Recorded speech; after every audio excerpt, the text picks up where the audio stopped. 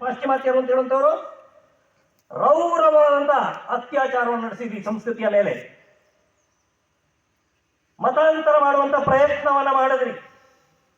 ಇಲ್ಲ ಸಲ್ಲದ ಅಪಪ್ರಚಾರವನ್ನ ಮಾಡಿ ಈ ದೇಶವನ್ನು ಕ್ರೈಸ್ತರ ಮಡಿಲಿಗೆ ತರಬೇಕು ಅಂತ ಹೇಳುವಂತ ಸಂಕಲ್ಪ ತೊಟ್ಟು ಬಂದ್ರಿ ನೀವು.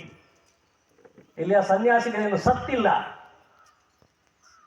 ಅಂತ ಹೇಳುವುದರ ಮೂಲಕ ಅವ್ರು ಹೇಳ್ತಾರೆ, ವಿದೇಶಿ ಕ್ರೈಸ್ತರು, ಬ್ರಿಟಿಷ್ ಕ್ರೈಸ್ತರು ಈ ಹಿಂದೂಸ್ತಾನವನ್ನ, ಸನಾತನ ಭೂಮಿಯನ್ನ ಮತಾಂತರವನ್ನ ಮಾಡಿ ಕ್ರೈಸ್ತನ ಶಿಲುಮೆಯನ್ನು ಜಗತ್ತಿನ ಎಲ್ಲೆಡೆಯಲ್ಲಿ ಹಾಕಿಸ್ಬೇಕು, ಕ್ರಿಸ್ತನ ಭೂಮಿ ಅಂತ ಹೇಳುವಂತ ಸಂದೇಶವನ್ನು ಸಾರಬೇಕು ಅಂತ ಹೇಳುವಂತ ಆ ಪಿತೂರಿಯ ಸಮಾವೇಶವನ್ನ, ಅದರ ಒಂದು ವ್ಯವಸ್ಥೆನ ಬುಡಮೇಲು ಮಾಡ್ತಾರೆ.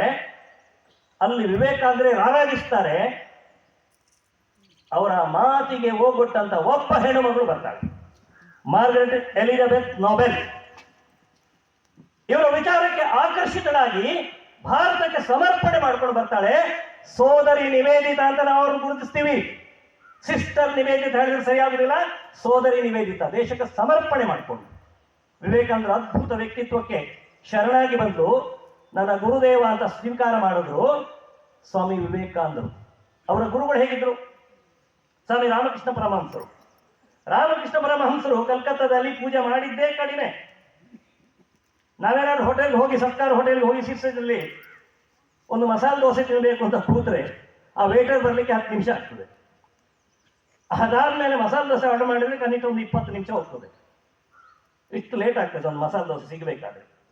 ಅರೆ ರಾಮಕೃಷ್ಣ ಪರಮಹಂಸರು ಕಾಳಿ ಮಾತೆ ಗುಡಿಯ ಮುಂದೆ ಕೂತ್ಕೊಂಡು ಅಮ್ಮ ಬಾಯಿಲಿ ಅಂತ ಕಣ್ಣೀರು ಹಾಕಿದ್ರೆ ಅಪ್ಪನ ಹತ್ರ ಮಗಳು ಹೇಗೆ ಓಡ್ ಬರ್ತಾರೋ ಆ ರೀತಿ ಆ ಕಾಳಿ ಮಾತೆ ಅವರ ಮುಂದೆ ಪ್ರತ್ಯಕ್ಷ ಆಗ್ತದೆ. ಇಂಥ ದೊಡ್ಡ ಸಾಧಕರವರು ಅವರನ್ನು ಸಹಿತ ವಿವೇಕಾನಂದರು ಬಿಡ್ಲಿಲ್ಲ. ಅವರನ್ನ ಪರೀಕ್ಷೆ ಮಾಡಿ, ಗುರುಗಳಂದ್ರೆ ಹಿಂಗಿರ್ಬೇಕು, ಇವರೇ ನನ್ನ ಗುರುಗಳು ಅಂತೇಳಿ 100% ಶರಣಾಗತಿ ಆದವರಿಗೆ ಅವ್ರನ್ನ ಗುರುವಾಗಿ ಸ್ವೀಕಾರ ಮಾಡಿದ್ರು. ಅಂತಹ ಗುರು, ಇಂತಹ ಶಿಷ್ಯ, ಇಂಥ ಒಂದು ನೇತೃತ್ವ ದೇಶಕ್ಕೆ. ಅವ್ರೇನ್ ಹೇಳ್ತಾರೆ, ಸ್ವಾಮಿ ವಿವೇಕಾನಂದ ಮುಂದುವರೆದು, ಈ ದೇಶದ ಚಿತ್ರಣವನ್ನು ಬದಲಾವಣೆ ಮಾಡಬೇಕು ನಾನು. ಎಂಥವ್ರು ಬೇಕು ನನಗೆ? 100 ಜನ ಯುವಕರನ್ನ ಕೊಡಿ. ಹೇಗಿರ್ಬೇಕು ಅವರು? ಸಿಡಿಲ ಇಚ್ಛಾಶಕ್ತಿ ಇರಬೇಕು, ಕಬ್ಬಿಣದ ಮಾಂಸ ಖಂಡಗಳು, ಉಕ್ಕಿನ ನರಗಳ 100 ಜನ ಕೊಡಿ.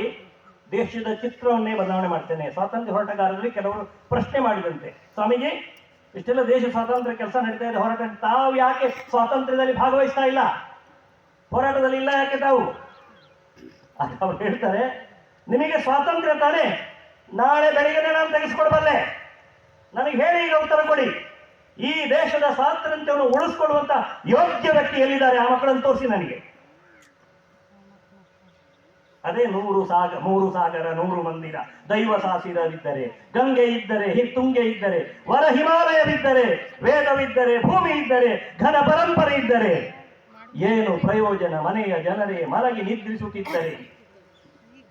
ನಮ್ಮದಾಗಿಹ ತೀರ್ಥ ಕ್ಷೇತ್ರವ ತುಳಿಯುತ್ತಿರಲರಿ ರಕ್ಕಸ, ಎದ್ದು ನಿಲ್ಲಲಿ ಗ್ರಾಮ ಗ್ರಾಮದಿ ರಾಮ ಲಕ್ಷ್ಮಣ ತಾಪಸ. ಸುಮ್ಮನೆ ಹೇಳಲಿಲ್ಲ ಅದನ್ನ. ಒಂದು ಆತ್ಮವಿಸ್ಮೃತ ಸಮಾಜವನ್ನ ಬಡಿದೆಬ್ಬಿಸ್ಬೇಕಾದ್ರೆ ಎಂತೆಂಥ ಸಾಧು ಸತ್ಪುರುಷರು ಕೆಲಸ ಮಾಡುದು. ರಾಷ್ಟ್ರೀಯ ಸ್ವಯಂ ಸೇವಕ ಸಂಘವನ್ನ ಆರಂಭ ಮಾಡಿದ ಡಾಕ್ಟರ್ ಕೇಶವರಾಮ್ ಹೆಡಿಗೇವಾರ್ ಇದೇ ಮಾನಸಿಕೆಯಿಂದ ಸಾಮಾನ್ಯ ಬಾಲಕರಲ್ಲಿ ಹಿಡಿದು ಹಿರಿಯರವರೆಗೆ ಈ ಮಾನಸಿಕೆ ತುಂಬಬೇಕು ಅಂತ ಪ್ರಯತ್ನ ಮಾಡಿದ್ರು. ಶ್ರೀಗಂಧದ ಕೊರಡಿನ ಹಾಗೆ ತನ್ನ ಶರೀರವನ್ನ ರಾಷ್ಟ್ರ ಕಾರ್ಯಕ್ಕೋಸ್ಕರ ತೇದ್ರು. ಆ ಗಂಧದ ಸುಗಂಧ ಇವತ್ತು ನಾಡಿನಾದ್ಯಂತ ಪಸರಿಸಿದೆ.